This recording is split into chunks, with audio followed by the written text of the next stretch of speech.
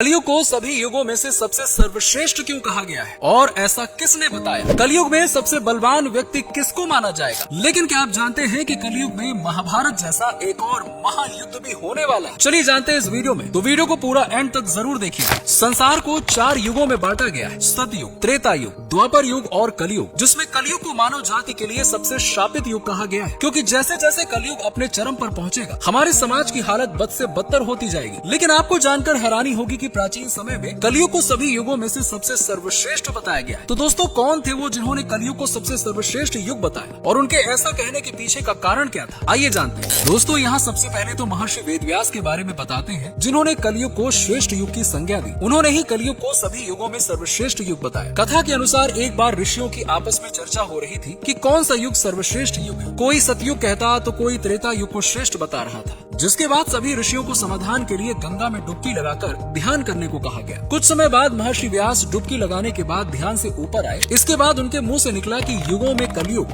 वर्ण में शूद्र और इंसानों में स्त्री श्रेष्ठ है। महर्षि व्यास के इस कथन से सभी शिष्य आश्चर्यचकित होकर आपस में बातें करने लगे कि ऐसा क्यों कहा जा रहा है, क्योंकि सबसे शापित युग कलयुग और जातियों में ब्राह्मण ही श्रेष्ठ है। तो फिर ये व्यास जी कौन सा मंत्र का जाप कर रहे हैं? सभी ऋषि इसी पर सोच विचार कर रहे थे कि तभी महर्षि एक बार फिर से नदी में डुबकी लगाते हैं और फिर से बाहर निकलने के बाद कलयुग को ही श्रेष्ठ युग बताते हैं। ऐसा कहने के बाद महर्षि अपने कुटिया में चले जाते हैं। महर्षि के कुटिया में जाने के बाद शिष्य भी उनके पीछे पीछे कुटिया में प्रवेश करते हैं और कहते हैं कि महर्षि, हम आपके पास एक समस्या के समाधान के लिए आए थे, लेकिन आप नदी में डुबकी लगाते समय जिस मंत्र का जाप कर रहे थे उस मंत्र ने हम सभी को आश्चर्य में डाल दिया कि आखिर कलयुग सभी युगों में श्रेष्ठ कैसे हुआ? कृपया करके आप इसका जवाब दीजिए। इस पर महर्षि व्यास जी ने कहा कि हे ऋषिगण, इसमें असमंजस की क्या बात है? मैंने जो भी कहा सत्य कहा। मनुष्य को जो फल सतयुग में 10 वर्ष में तप करने पर मिलता है, वही फल मनुष्य को त्रेता में 1 वर्ष में, द्वापर में 1 महीने में और कलयुग में 1 दिन में मिल जाएगा। इसी तरह से जो फल सतयुग में त्याग, त्रेता में यज्ञ, द्वापर में देवार्चन से प्राप्त होता है, वही फल मनुष्य कलयुग में प्रभु के कीर्तन और भक्ति मात्र से ही प्राप्त कर लेगा। दरअसल कलयुग को ये वरदान प्राप्त है कि कलयुग में सिर्फ श्री हरि का नाम जाप लेने से मनुष्य का कल्याण निश्चित है। उसे मुक्ति के लिए अन्य किसी भी साधन की आवश्यकता नहीं। इसीलिए मैंने कलयुग को श्रेष्ठ कहा। इतना सुनते ही ऋषिगण वेद व्यास जी से कहते हैं कि महर्षि, हमने आपको नदी में दूसरी बार डुबकी लगाते हुए सुना था कि कलयुग में शूद्र श्रेष्ठ है। आखिर ये संभव कैसे है? समाज का सबसे निम्न वर्ग श्रेष्ठ कैसे हो सकता है? इस पर महर्षि वेद व्यास कहते हैं कि पहले ब्राह्मणों को ब्रह्मचर्य का पालन करना होता था, जिसके बाद वो अनुशासन और मर्यादा में रहते हुए मंत्रों और वेद शास्त्रों का अध्ययन करते थे। इसके बाद वो अन्य वर्णों को धर्म का ज्ञान देते थे। इस तरह प्रत्येक ब्राह्मण अपने कर्म का पालन करते हुए उच्च पद को प्राप्त होते थे। लेकिन कलयुग में ब्राह्मणों के अंदर ये गुण देखने को नहीं मिलेगा, इसीलिए ब्राह्मण उच्च पद को प्राप्त नहीं होंगे। लेकिन शूद्र में पहले से ही ब्रह्मचर्य और शास्त्रों के अध्ययन का नियम लागू नहीं होता, इसीलिए कलयुग में जो शूद्र होंगे वो सेवा भाव के बल पर उच्च पद को अर्जित कर लेंगे। इसीलिए मैंने शूद्र को कलयुग में श्रेष्ठ कहा। दोस्तों, कथा के बाद वेद व्यास केवल यही नहीं रुके। उन्होंने कहा कि जो पुरुष अपने गुण रूपी जल से कलयुग में अपने समस्त पापों को धो डालेगा,